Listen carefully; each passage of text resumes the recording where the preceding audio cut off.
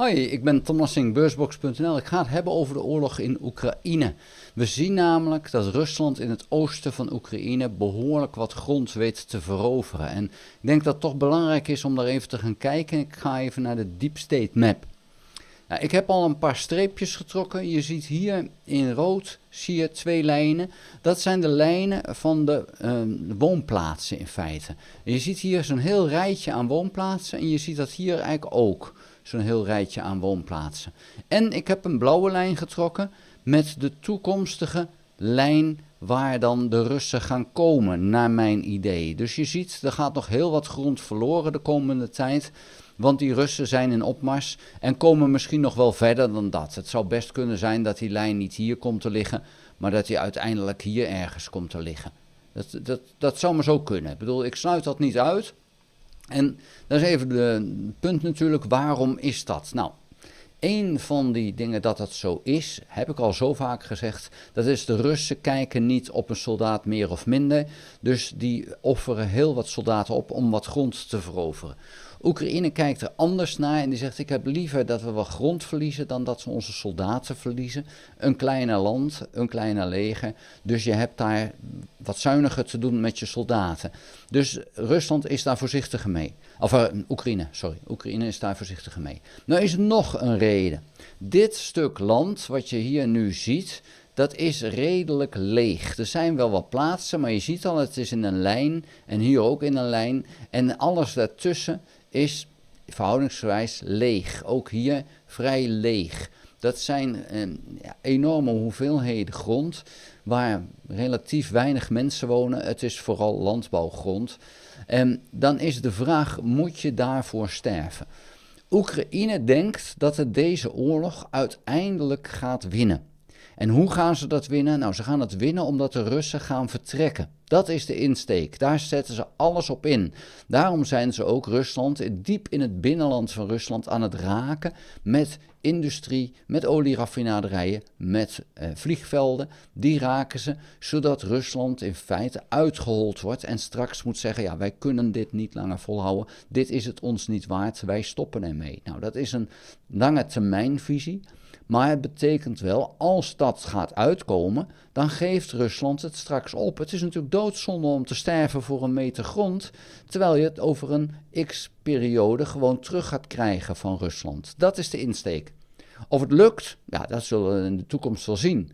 Maar het is Afghanistan ook gelukt en ze hebben toch het idee van, wij kunnen dit.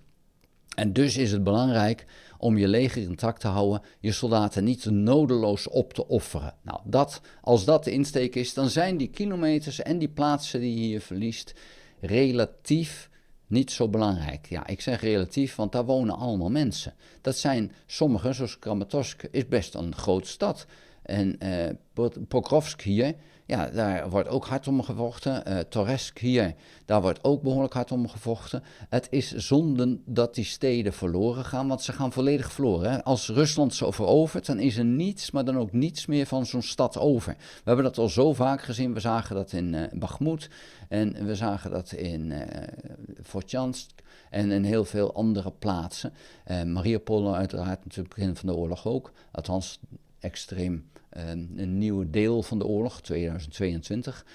Maar als Rusland is geweest, dan is er niks meer van over. Dus hoe dan ook, daar moet je allemaal opnieuw gaan opbouwen.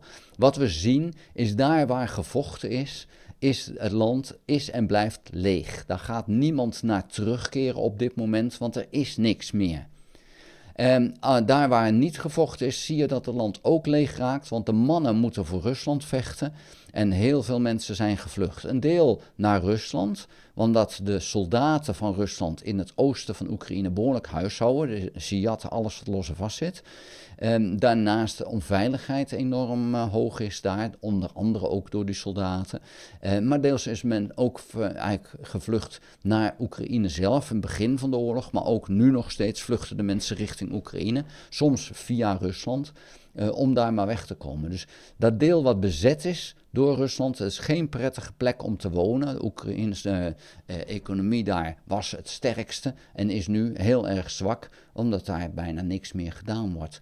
En het is geen pretje. Ook de Russen die voorheen aangegeven hebben, ja, wij willen het toch wel graag bij Rusland horen, en die waren er in Oekraïne, die zien nu veelal, niet allemaal, maar veelal in, van ja, dit is het toch ook niet, want we hebben daar geen profijt van.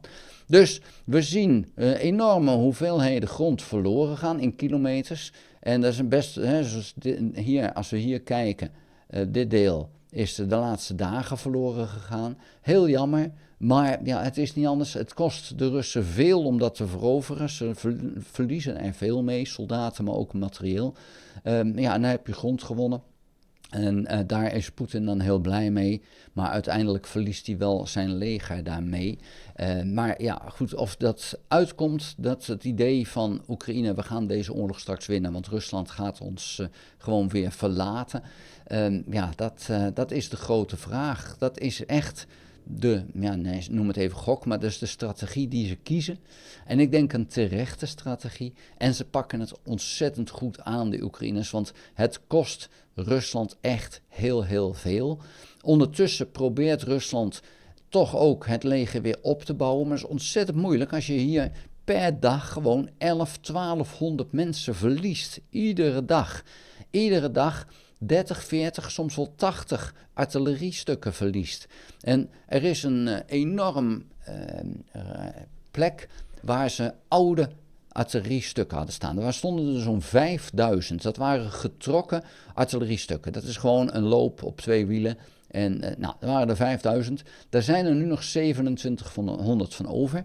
De rest is allemaal al weggehaald om gebruikt te worden. Wat er nog staat is steeds slechter van kwaliteit. Want ze zijn natuurlijk begonnen met de beste stukken weg te trekken. Maar dat zijn de laatste overblijfselen van artillerie uit de Tweede Wereldoorlog. Uit de jaren 50, uit de jaren 60.